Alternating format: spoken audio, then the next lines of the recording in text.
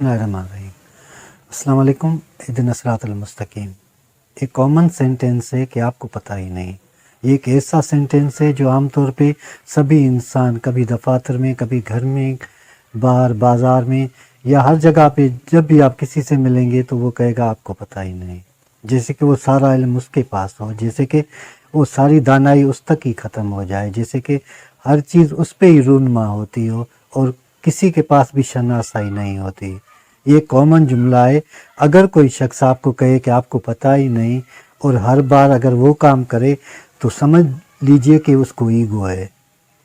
Ego इंसान की ऐसे पहलू को ज़ाहिर करता है जिसमें गुरूर आ जाता है, जिसमें तकब्बुर आ जाता है, जिसमें कभी कभार आपने देखा होगा कि लोग कोई काम करते हैं या ज़िंदगी के सफ़र में कोई भी वो कारोबार करते हैं, जब वो तरक्की करते हैं तो उनमें ईगो आ जाता है। ईगो मतलब प्राइड आ जाता है और वो किसी को भी अपने बराबर के नहीं समझते। दुनिया में 3 किस्म के एहसास होते हैं, एहसासात होते हैं। एक कॉमनली जो एहसास बराबरी का होता है, एक एहसास बरतरी और एहसास कमतरी। जो ईगो जिस इंसान के पास भी होता है वो एहसास कमतरी में तो कभी भी मुब्तला नहीं होता, क्योंकि वो एहसास बरतरी में होता है और दूसरे लोगों को एहसास कमतरी में इन्वॉल्व करने की कोशिश करता है। ईगो के नुकसानात ये हैं कि आपने कभी भी किसी शख्स को ईगो वाले को देखा होगा तो वो बार बार यही कहेगा तुमको मालूम नहीं, तुमको पता ही नहीं। वो झगड़ा करेगा, आपसे लड़ेगा और आपको नीचा दिखाने के लिए हर मुमकिन कोशिश करेगा, क्योंकि वो अपने ईगो को बरकरार रखना चाहता है।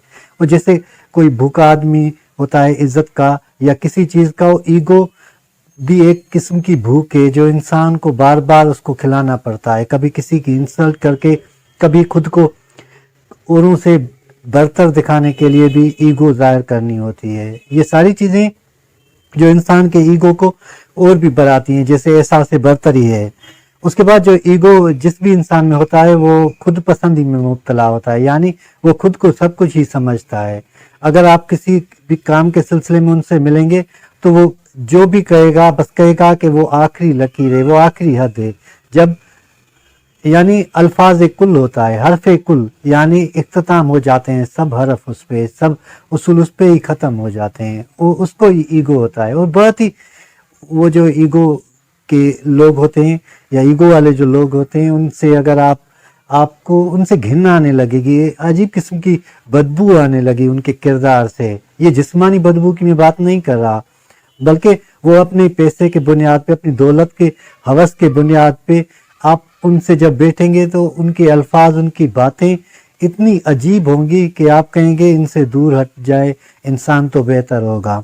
और अना तो एक खुराक की तरह है जो ईगो को बढ़ाता है। अना में मुब्तला होने वाले शख्स हमेशा दूसरों के लिए बायस मुसीबत बन जाते हैं। अना की तस्कीन के लिए हर वो हरकत करते हैं, मैं लफ्ज़ हरकत यूज़ कर रहा हूँ क्योंकि वो नेगेटिव होते हैं। वो नेगेटिव किस्म की किसी की इंसल्ट करने में भी देर नहीं करते। उनके पास इतनी अना होती है, उनके पास इतनी अना होती है कि अगर वो किसी से मिलते हैं या बात करते हैं तो उनके अल्फाज से ही आप समझ जाएंगे कि ये शख्स मगरूर है और इसको अना है।